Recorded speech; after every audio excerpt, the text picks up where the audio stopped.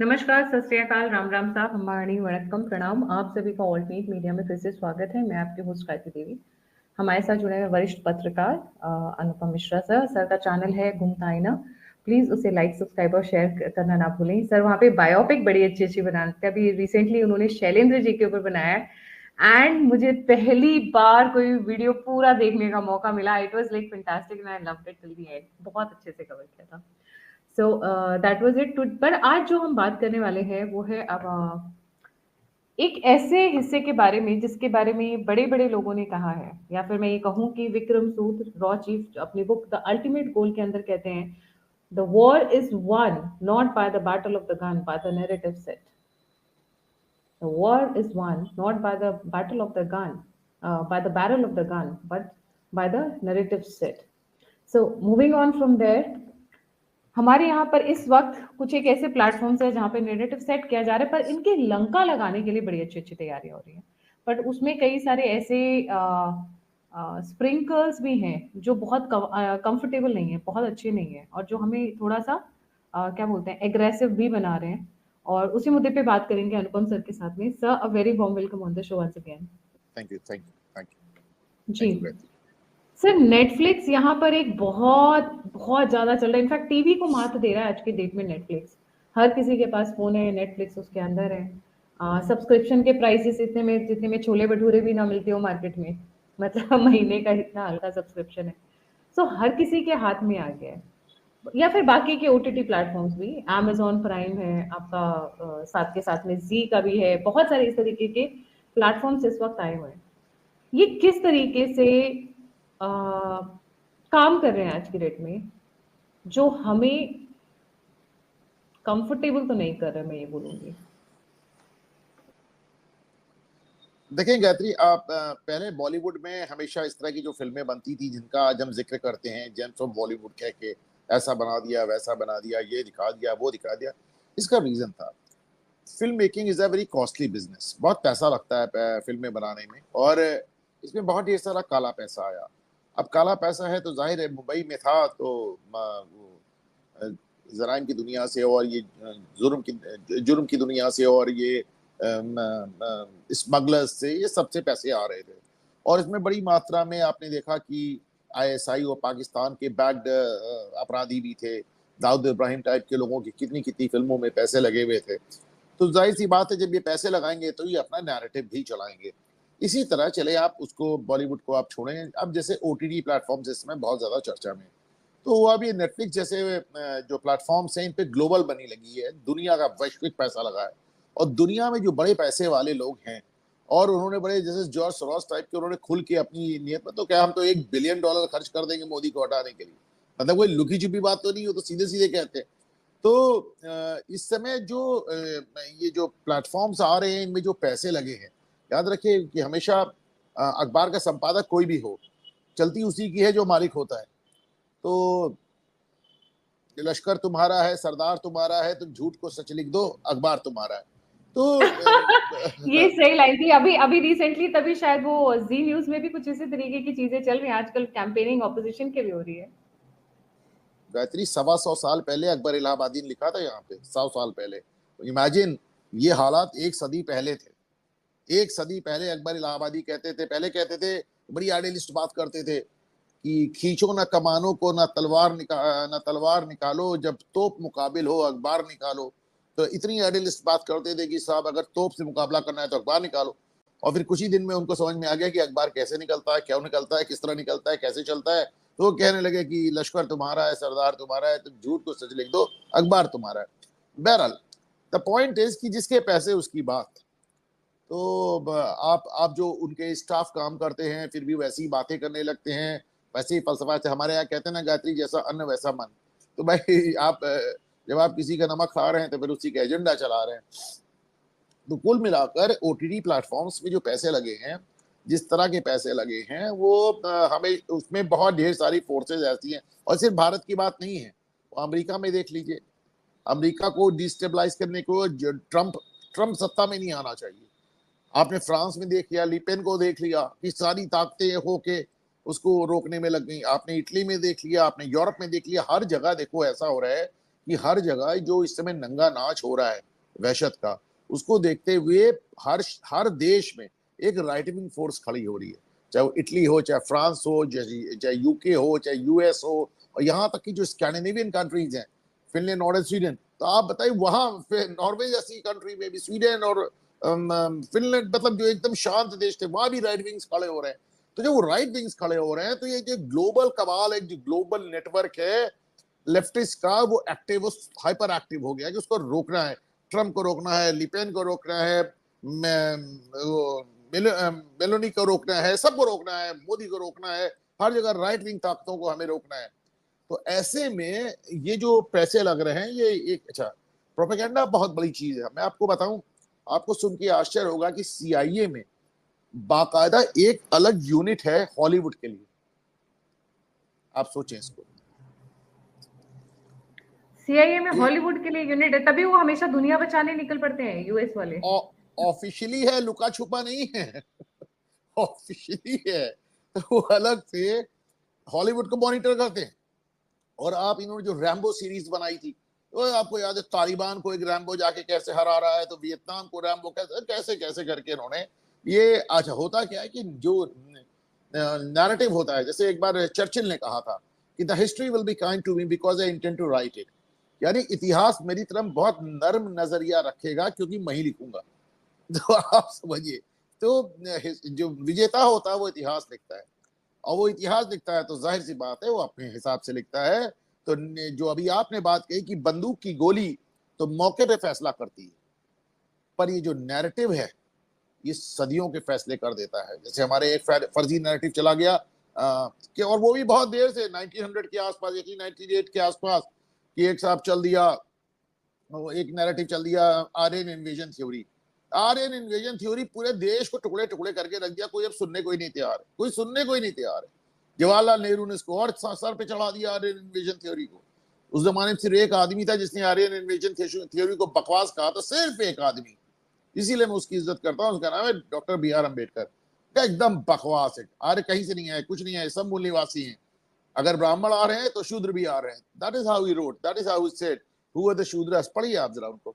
बहरहाल, तो ये जो ओटीटी प्लेटफॉर्म्स हैं, अच्छा बात ओटीटी की ही नहीं है, कहते बात सोशल मीडिया के ओवरऑल आप देखें, कितने ढेर सारे फर्जी अकाउंट हैं, कोई कोरिया से, कोई वियतनाम से, कोई आईएसआई चला रहा है पाकिस्तान से, तो कोई कनाडा से, कोई अमेरिका से चल रहा है। मैं हमेशा कहता हूं कि भारत में एक नियम ये होना चाहिए कि साहब, जो भी आदमी सोशल मीडिया पर हो वो अपने आधार कार्ड से हो, अपने असली नाम और असली शक्ल से आओ, फिर जो बोलना है बोलो, हम देखते हैं कितना बोलते हो। तो लेकिन दिक्कत कहां आती है, अभी पिछले साल 2023 में भारत सरकार ने एक रेगुलेटरी बॉडी बनाने की कोशिश की कि सोशल मीडिया पे जो फेक न्यूज होगी उसको पॉइंट आउट किया जाएगा, उसको सुना जाएगा, उसकी बात सुनी जाएगी, कहा जाएगा साहब आप फर्जी बता रहे हैं, और अगर वो अपनी बात को सच नहीं साबित कर पाएगा तो उसको वो अपनी चीज हटानी पड़ेगी। अभी मुंबई हाई कोर्ट ने इसी महीने उस नियम को खारिज कर दिया। दो जजेस थे, एक ने कहा ये नियम सही है, दूसरे ने कहा नियम गलत है। फिर तीसरा जज बैठाया गया, उसने कहा ये नियम गलत है, और 2:1 के रेशियो से भारत सरकार के इस नियम को, रेगुलेटरी अथॉरिटी के नियम को खारिज कर दिया गया। The government tried regulating it, government ने कोशिश की कि फेक न्यूज को रोका जा सके। आप इमेजिन करें, कोर्ट का ऑर्डर मैं आपको पढ़ के सुना रहा हूं, high court, Bombay high court, Bombay high court ने कहा है कि सरकार का काम नहीं हो, सरकार को हक नहीं है कि वो इस बात को देखे कि लोगों को फर्जी खबर मिल रही है नहीं मिल रही है। लोगों को जितना सच जानने का अधिकार है, लोगों को झूठ जानने का भी उतना ही अधिकार है। आप इमेजिन करें। कहती 5 reasons why Bombay High Court struck down IT rules amendment on fact check units. This is क्या बात है, मतलब कोर्ट अब कह रही है, कोर्ट कह जुडिशियल रही है, कोर्ट कह रही है कि सरकार को कोई हक नहीं है कि लोगों को झूठ जानने से रोके।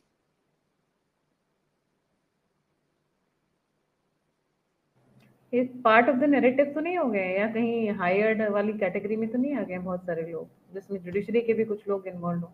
मैं तो सिर्फ सवाल पूछ रही हूँ सर, क्योंकि अगर सच और झूठ के बीच में अगर डिफरेंस नहीं किया जाएगा तो फिर कहाँ जा रहे हैं हम? मेरे को तो एकदम अजीब सी फीलिंग हो रही है, आपने जब ये बताया तो। बात ये नहीं वेर इज है। It going? देखिए जुडिशरी का इशू बहुत बड़ा है, इतना डरने की बात नहीं है। मेरे पास 7-7 कंटेंट चले, अभी 2 अभी चल रहे हैं, 2 अभी सुप्रीम कोर्ट में मेरे ऊपर कंटेंट चल रहे हैं। एक कंटेंट मुझको सजा भी हो चुकी है। वो जो बंगाल के गवर्नर थे केशरीनाथ त्रिपाठी, वो मेरे वकील थे और उसके बाद मुझे सजा हो गई, सिर्फ इसलिए कि मैंने माफी नहीं मांगी। बहरहाल आप इसको समझें कि जुडिशरी एक एक अलग, देखिए आप समझिए, आज एक आदमी आजाद घूम रहा है तो उसका सबसे बड़ा कारण जुडिशरी। सरकार कोई भी हो, कोई भी सरकार हो, उसका मन किया उसने उठा के आपको जेल में डाल दिया, क्या करेंगे? तो जुडिशरी ही आपकी लास्ट रिजॉर्ट है। और जुडिशरी का जो माइंडसेट होता है वो थोड़ा सा एंटी गवर्नमेंट होता है, और मैं मानता हूं होना भी चाहिए। अगर जुडिशरी का माइंडसेट प्रो गवर्नमेंट हो गया तो सरकार भी आपसे नाराज है, और जुडिशरी से आपको मदद नहीं मिल रही है, आप जाएंगे कहां सरकार? नहीं, तो बट सर जरूरी नहीं है ना कि हमेशा एंटी गवर्नमेंट हो। बहुत सारे मौके ऐसे होते हैं जहाँ पे दे आर हमेशा नहीं करेक्ट, होता, द गवर्नमेंट इज हमेशा करेक्ट। हमेशा नहीं होता है ना। बहुत ढेर सारे मोस्टर, आप देखिए नोटबंदी को उन्होंने सही ठहराया, उन्होंने इलेक्शन कमीशन के वो ईवीएम को सही ठहराया, तमाम चीजों को सही भी ठहराया, ऐसी बात नहीं है। तो हमको इस तरह एकदम नहीं देखना चाहिए कि जहाँ पे हमारे बच का फैसला आ गया हमने कहा जुडिशरी सही है, जहां वैसे जुडिशरी गलत। ऐसा नहीं है। जुडिशरी में बैठे हुए लोग भी इंसान हैं। और आप इस तरह समझे, जुडिशरी कोई एक सिंगल यूनिट नहीं है ना। आप देखिए अभी जिस फैसले की हम बात कर रहे हैं उसी में जस्टिस गोखले ने कहा सही है, और वो मतलब ये जो फेक न्यूज रोकने के लिए जो रेगुलेटरी अथॉरिटी बनने का फैसला है सरकार का, सही है। और वो जस्टिस चंद्राकर, ये क्या नाम था, उन्होंने कहा गलत है। फिर तीसरा जज बैठाया गया, उसने वो बोल दिया कि गलत है। तो माई पॉइंट इज कि जुडिशरी में भी तो आपको मतभेद नजर आ रहे हैं। 2:1 का फैसला हुआ है, मतलब बहुत नैरो फैसला है ना, आप समझे। तो बहरहाल माई पॉइंट इज कि सरकार ने रोकने की कोशिश की, लेकिन अभी जुडिशरी ने, बॉम्बे हाईकोर्ट ने इसको स्ट्राइक डाउन कर दिया है। अब इसको सुप्रीम कोर्ट पे जाना बाकी है। तो ये तो एक हो गया कि फैक्ट चेक करने नहीं देंगे। जो सरकार के साथ बैठे हुए हैं, one of the 4 pillars of the constitution, वो फैक्ट चेक होने नहीं देंगे। और एक पिलर वो है जो पूरा का पूरा फेक नैरेटिव में लगा हुआ है। सर नेटफ्लिक्स पे आज ये मुद्दा मैंने इसलिए उठाया। फैक्ट चेक होने नहीं देंगे। और जो अपने आप को सबसे बड़ा फैक्ट चेकर बताता है जुबैर, उसको आउट ऑफ द वे जाके जमानत भी देती है। आउट ऑफ द वे जाके जमानत भी दे दी है। और अभी तो जर्मन कॉकरोच को भी बुलाया हुआ है 19 नवंबर को। तो उनको भी मदद मिली जाएगी जब फैक्ट चेक नहीं होने देंगे, जब बाकी चीजें नहीं होने देंगे। तो अब तो ये वाली लाइन सुनने के बाद थोड़ा सा मेरा मन हताश हो गया, ऑनेस्टली बताऊं। नहीं, कोई हताश होने वाली बात नहीं है, ऐसा बिल्कुल मत सोचिए। देखिए मेरी बात सुने, जहां तक ध्रुव राठी का सवाल है, मुझको बहुत ईमानदारी से लगता है कि ध्रुव राठी के समर्थक उसको इतना नहीं चढ़ाते हैं जितना उसके विरोधी इसको चढ़ा देते हैं।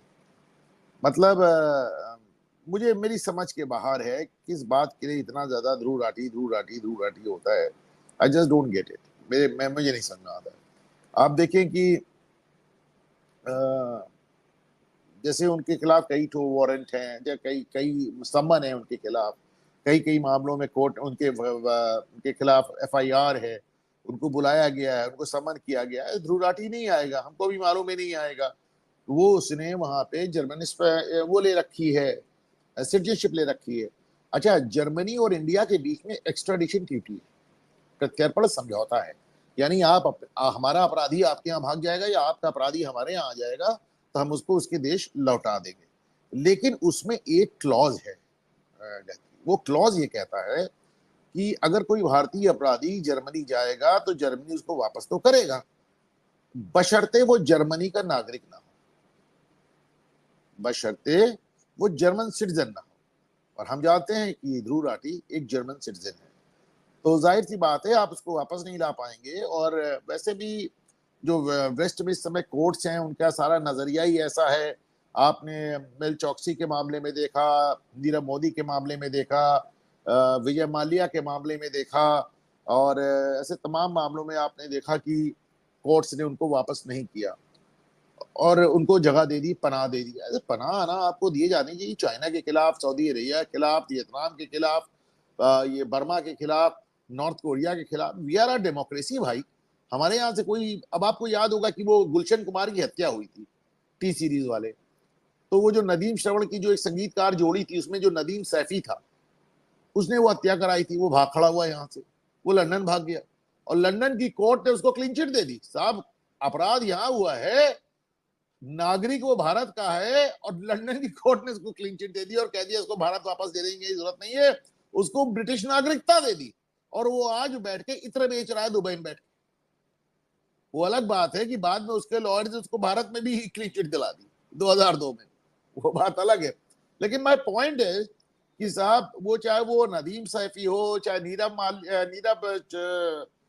नीरव मोदी हो, चाहे विजय माल्या हो, चाहे मेल चौकसी हो, इन सब लोगों के मामले में आप देख लें, आप किसको एक्स्ट्राडाइट कर पाए, किसको वापस ला पाए हैं, आप कब इनको सरकार को समझा पाए हैं, किसी विदेशी सरकार को कि साहब ये हमारा अपराधी है, हमारा मुजरिम है, इसको आप हमें लौटा दें।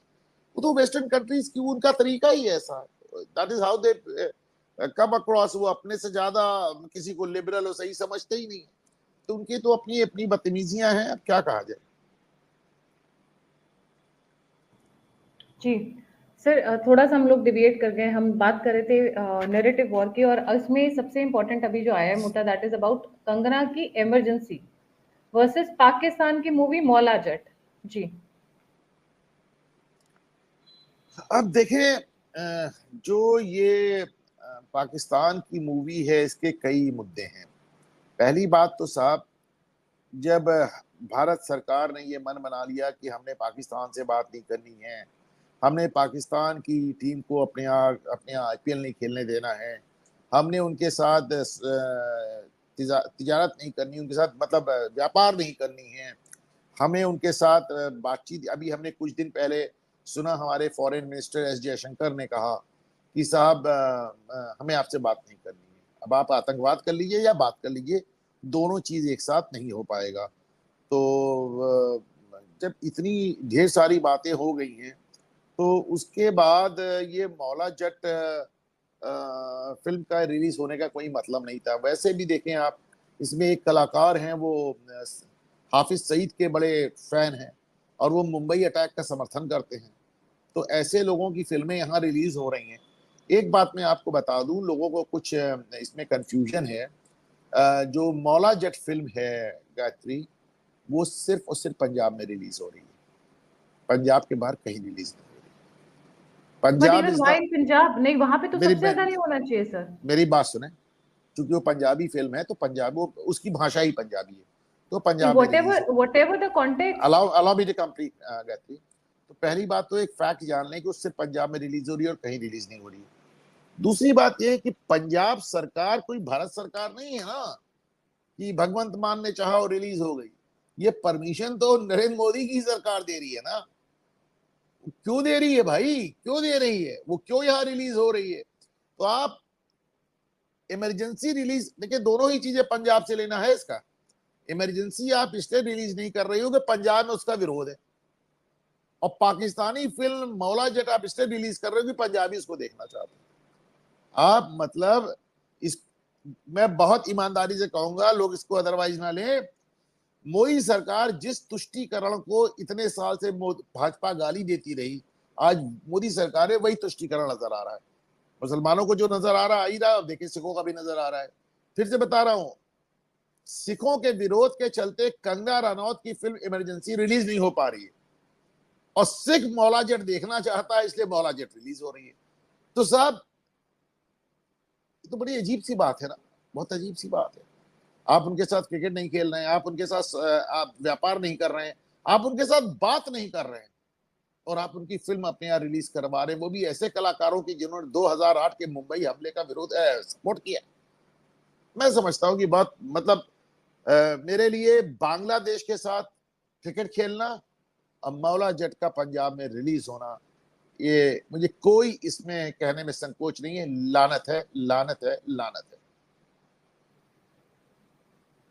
This is shocking. मुझे मुझे ये नहीं पता था कि लेकिन जो एक अच्छी बात है, देखिए जिस अच्छी बात पंजाब है, में आ रही देखिए है, देखिए पर देखिए देखिए देखिए ये मोदी सरकार का अपना तुष्टीकरण है। वो इस समय सरदारों को, सिखों को तुष्ट करने में लगे हुए, इस तरह की हरकतें कर रहे हैं। लेकिन अभी भी हमारे यहाँ लोग हैं, देखें रिलीज थी, होने वाली थी पूरे भारत में, सरकार का बस चलता था, पूरे भारत रिलीज की, इतना जबरदस्त विरोध हुआ और इसमें मैं राज ठाकरे की भी तारीफ करूंगा। राज ठाकरे ने कहा कतई इसको महाराष्ट्र में रिलीज नहीं होने देता। सबसे बड़ा रिलीज महाराष्ट्र का कहलाता है, महाराष्ट्र में रिलीज नहीं हुई तो क्या हुई, कतई नहीं होने दूंगा। बल्कि शिवसेना ने तो यहाँ तक, उनके पार्टी ने कहा, उनके जो एमएनएस करके उनकी पार्टी, उन्होंने ये तक कहा कि पाकिस्तानी कलाकार आए तो उनके हाथ पैर तोड़ देंगे। तो साहब एक अच्छी बात है कि पंजाब के बाहर रिलीज नहीं हो रही है, और एक बड़ी घटिया बात है कि पंजाब में ही क्यों रिलीज हो रही है। It is like preparing more terrorist, as simple as that.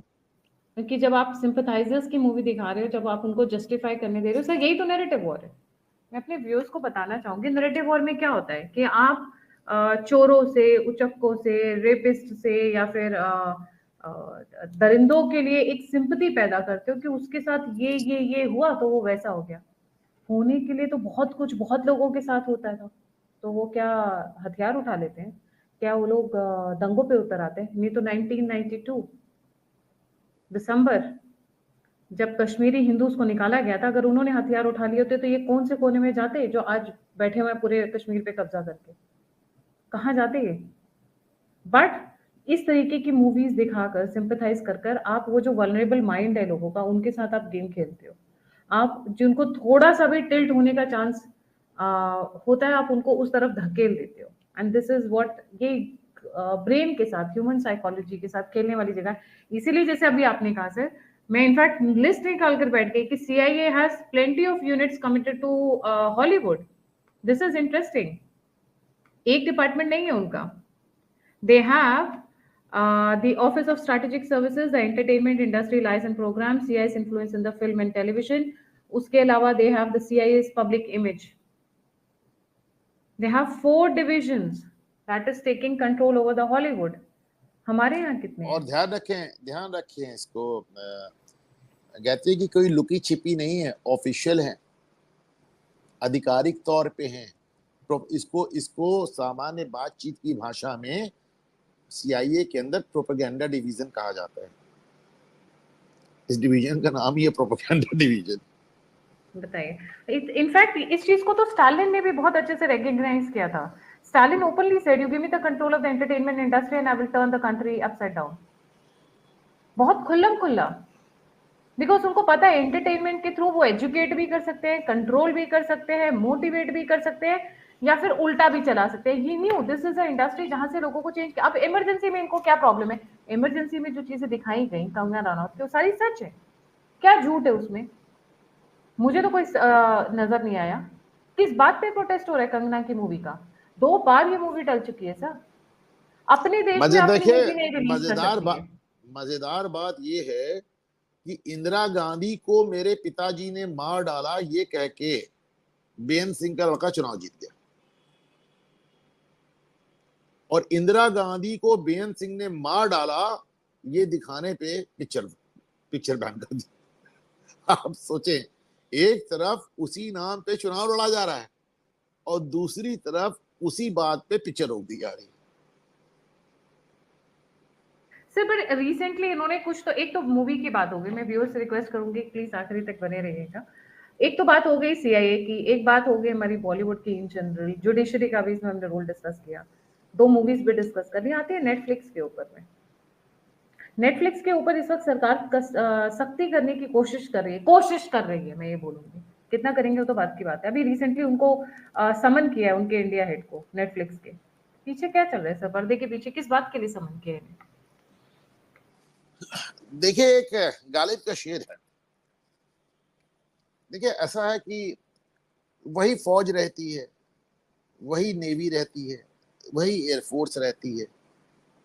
Depend सिर्फ ये करता है कि कौन इसका इस्तेमाल कर सकता है, कौन उसका इस्तेमाल कर सकता है। 1999 कारगिल के युद्ध में अटल बिहारी सरकार ने इंडियन एयरफोर्स को बॉर्डर क्रॉस करने की इजाजत नहीं दी कि ऐसा ना हो एटॉमिक युद्ध हो जाए। बालाकोट में मोदी ने दे दी, वही एयरफोर्स थी, उसको आपने रोक दिया। जब आपने हाँ कह दिया, वो मार के चले गए। बात को समझे। तो ताकत सब है आपके पास, लेकिन वो गालिब का शेर है कि रगों में दौड़ते फिरने के हम नहीं कायल, आपकी रगों में दौड़ रहा है, इसमें कोई तारीफ की बात नहीं है। रगों में दौड़ते फिरने के हम नहीं कायल, जब आंख ही से न टपका तो फिर लहू क्या है। खून है तो फिर आंख से टपकना चाहिए, आपकी रगों में तो सबके दौड़ता रहता है। तो साहब वही फौज है, वही नेवी है, वही एयरफोर्स है, इस्तेमाल करने वाले का एक अलग अलग नजरिया बदल गया। उसी मतलब आप समझें कि जिस आर्मी को हमने जवाहरलाल नेहरू के नेतृत्व में 1962 में चीन से समर्पण करते देखा, उसी आर्मी ने 65 में चीनियों को मार के भगा दिया। तो इट ऑल डिपेंड्स कि साहब आपके अंदर वो एक हिमाकत, वो हिम्मत है या नहीं, पहली बात। अब एक इसको समझ लें कि आपके पास कितनी भी ताकत हो, आप दुनिया के सबसे बड़े मिडिल क्लास है परचेजिंग कैपेसिटी के हिसाब से, you are the biggest middle class in the world. दुनिया का कोई यूट्यूब, कोई ट्विटर, कोई नेटफ्लिक्स बिना भारत के नहीं चल सकता। But do you have it in you? पर आपके अंदर वो हिम्मत है कि आप वो ब्लफ कॉल कर सको? करके तो देखो, करके तो देखो। आज अमेरिका ईरान को सफाई दे रहा है कि भैया वो जो पेजर ब्लास्ट हुआ था हमको बताया था कि नहीं इसराइल ने, पर नहीं इसराइल नहीं, तो हम करना पहले था चिट्ठी कर। लेके पहले पहले चिट्ठी लेकर बताते कि हम देखो पेज ब्लास्ट करने वाले हैं। तो मेरा कहने का मतलब कुछ और है। इसराइल को सबसे बड़ा समर्थक कौन है? अमेरिका। और इसराइल ने इतनी बड़ी कार्रवाई करने से पहले अमेरिका से पूछना भी ठीक नहीं समझा। आपको देखें, रामलला के जो मूर्तिकार थे जिन्होंने मूर्ति बनाई थी, उसको अमेरिका ने वीजा नहीं दिया। वो कर्नल कॉन्फ्रेंस में जा रहे थे, सिर्फ इसलिए वीजा नहीं दिया, उनके ऊपर तो कोई मुकदमा भी नहीं है, सिर्फ इसलिए वीजा नहीं दिया कि तुमने रामलला की मूर्ति बनाई है। पर क्या भारत सरकार ने इस बात को अमेरिका के सामने उठाया? क्या एस जयशंकर ने उठाया? क्या मोदी जी जो क्वाड की मीटिंग में गए उन्होंने उठाया? और मोदी जी को तो खुद इसके फर्स्ट हैंड तजुर्बा है, उनको अमेरिका का वीजा नहीं मिला था, उन्हें तो दर्द मालूम होना चाहिए। पर क्या उन्होंने उठाया? बल्कि क्या मीडिया में भी ये बात उठी? हमने सुना और सुन के खारिज कर दिया। मैंने अपने प्रोग्राम में इसका जिक्र किया, मैंने अपने ट्विटर पे इसका जिक्र किया। People are not interested. नहीं मिला, नहीं मिला, बात खत्म। अभी 4 दिन हल्ला मच रहा है कि आपके प्रसाद में गोमांस भी मिला हुआ है, 4 दिन बाद ये भी बात खत्म हो जाएगी। तो साहब एक अंग्रेजी में कहावत होती है, every people get the type of government they deserve. हम जैसी सरकार को डिजर्व करते हैं वैसी सरकार हमको मिलती है। अगर हम नाच गाने में ही व्यस्त रहना चाहते हैं, आप जा देखें वो हो रहा है, एक पॉप कॉन्सर्ट हो रहा है, जरा आप उसके लिए मार देखें, 4-4 हाँ लाख के सर, टिकट बिक रहे हैं। नहीं, मेरे आप जरा वो देखें, कौन सी आप देखें। कॉन्सर्ट है जिसके लिए मुंबई में बड़ा, मैंने सुना है तहलका मचा हुआ है। मुंबई है, बैंगलोर, कहाँ पे है? मैं उस बैंड का नाम भी भूल गया, मैं पता नहीं, मुझको तो इस टाइम। अभी मैं देख रहा था एप्पल फोन का नया मॉडल लेने के लिए 22 घंटे लाइन में खड़े थे, यानी पूरा 22 घंटे से लाइन में खड़े थे। सिर्फ 1.5 लाख वो का फोन है लोग, वो। और ये वो लोग हैं जो एटीएम की जो लाइन में गरीब है। 15 मिनट में मर जा रहे थे। नोटबंदी में एटीएम की लाइन में 15 मिनट में मरने वाले लोग 22 घंटे की एप्पल की लाइन में खड़े हो गए। तो देखें साहब, अपना चरित्र देख लें, जैसे आप होंगे वैसी आपकी सरकार।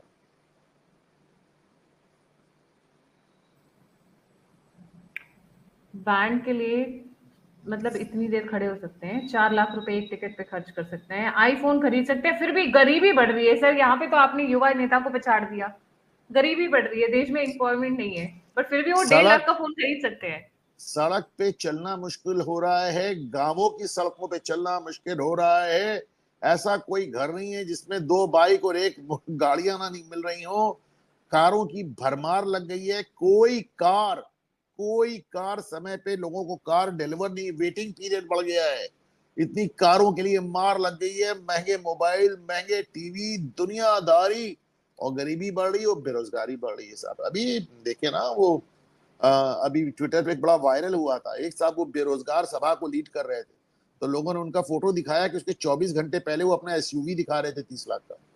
तो जो आदमी, ये कोल्ड प्ले, तो जो तो आदमी 30 लाख का एसयूवी पे चल के बेरोजगार सभा लीड कर रहा है, 50-50 लाख की एसयूवी पे आके किसान धरना दे रहे हैं। तो साहब ये चीन में एक श्राप होता है, श्राप है ये, this is a curse. May you live in interesting times. तुम दिलचस्प जमाने में रहना, इंटरेस्टिंग टाइम में तुम रहना। तो हम बड़े इंटरेस्टिंग टाइम्स में रह रहे हैं गायत्री जी। यप यप, बिल्कुल सही। Thank you so much sir. जाने से पहले लोगों से एक ही चीज, एक सवाल के साथ छोड़ना चाहूंगी। मौला जट को भारत में रिलीज किया जा सकता है, पंजाब ही क्यों? पंजाब में मैं तो बोलती हूँ उसको तो आने ही नहीं देना चाहिए, even in black form. And why they can't control. अच्छा, एक पॉइंट से छूट गया, ये जो जर्मनी का कॉकरोच है, उसका यूट्यूब क्यों चलाना इंडिया में? क्यों चलने देना? Ban it, stop it. आपको जब पता है कि वो बंदा गलत इंफॉर्मेशन कर रहा है, फेक न्यूज फैला रहा है, बाद में पहले तो ये बड़े बड़े वीडियोस बना के फिर एक छोटी सी माफी अखबार के किसी कोने में जो शायद माइक्रोस्कोप लगाकर या आपको लेंसेज लगाकर ढूंढनी पड़ेगी कहाँ है वो माफी, इस तरीके से करते। Then why not ban them? आप क्यों उन्हें खेलने दे रहे हो? आप उनको पूरा ग्राउंड दे रहे हो खेलने के लिए। आपको डिक्टेटर वैसे भी बना दिया है, लेबल कर दिया, उसमें कोई चेंज नहीं आएगा। आप कुछ भी कर दो वो चेंज नहीं है। Then why not stop them? कहते हैं ना, उखाड़ फेंको। जब पहले बदनाम तो कर ही दिए तो काम तो कर दो हमारा। मैं इसका जवाब दे सकता हूँ गायत्री, आप ये समझे ना, क्योंकि एक बहुत बड़ी संख्या है जो उस झूठ को सुनना चाहती है। मैं आपको एग्जाम्पल देता हूँ। तीस्ता सीतलवाड़ के लिए सुप्रीम कोर्ट ने कहा कि साहब 20-22 साल से इस औरत ने झूठ फैला रखा था, इस पे मुकदमा चलना चाहिए। और जब मुकदमा चला तो उसको रात को 9 बजे और 10 बजे और 11 बजे कोर्ट ने तुरंत जमानत दे दी और छोड़ दिया। राजदीप सरदेसाई, हैदराबाद कोर्ट में इन्होंने लिख के दिया कि सोहराबुद्दीन एनकाउंटर वाली बात सिरे से फर्जी थी, लेकिन राजदीप सरदेसाई ने वो एनकाउंटर वाली बात 20 साल चलाई और फिर एक दिन कोर्ट में माफीनामा लिख के दे दिया और बात खत्म हो गई। सतपाल मलिक, करण थापर के साथ इनका इंटरव्यू मैंने ट्वीट किया है, जिसमें ये कह रहे हैं कि गवर्नर रहते हुए प्रधानमंत्री और गृह मंत्री के बारे में मैंने जो कुछ भी कहा था सब झूठ है। और करण थापर उनसे ये नहीं कह रहे कि तुम झूठ हो, तो तुम झूठे हो, तुमसे मैं क्या इंटरव्यू लूं, गेट आउट। तो आप सोचिए, लेकिन इसके बाद भी इनको लोग सुनने के लिए तैयार हैं, इनके फॉलोअर्स तैयार हैं। तो that is how it is. People get what they want. People get what they want, seriously. और ये जो जनरेशन है, इसको हद से ज्यादा मटेरियल कंफर्ट, हद से ज्यादा पैसा, हद से ज्यादा money, without struggle, without facing any difficulty जो मिल रही है, that is going to backfire. क्योंकि सर क्या होता है ना, आप चीजों की कदर भूल जाते हैं जब आपको बिना स्ट्रगल किए हुए मिलती है। You forget to value things that you get, you take them for granted. और यही हो रहा है इस जनरेशन के साथ में। बताइए, कोल्ड प्ले के लिए 13 मिलियन का वो लगा हुआ है, लाइन लगी हुई है लोगों के लिए, और 4-4 लाख की टिकट। और ये आईफोन के लिए 22-22 घंटे लाइन में, फिर भी इनको प्रॉब्लम है। फिर भी यहाँ पर नैरेटिव है ना सर, नैरेटिव वॉरफेयर। यहाँ पे गरीबी है, बेरोजगारी है, ये डेटा उठाकर राहुल जी को वो कर देना चाहिए मेल। पर खैर, उन्हें पता होगा, उन्हें तो अपनी गेम लड़नी है। Thank you so much sir for joining. जाने से पहले सभी व्यूअर्स से रिक्वेस्ट है, please don't forget to like, subscribe and share the all news media and Anupam sir का द घूमता आईना। और अगर आप मुझे कंट्रीब्यूट करना चाहते हैं, मुझे फीडबैक देना चाहते हैं, मुझसे जुड़ना चाहते हैं, तो सभी के सभी लिंक्स डिस्क्रिप्शन बॉक्स में, number is on the screen, you can contribute, donate to the alternate media through that number. इसी के साथ जय हिंद, जय श्री राम, हर हर महादेव। हर हर महादेव।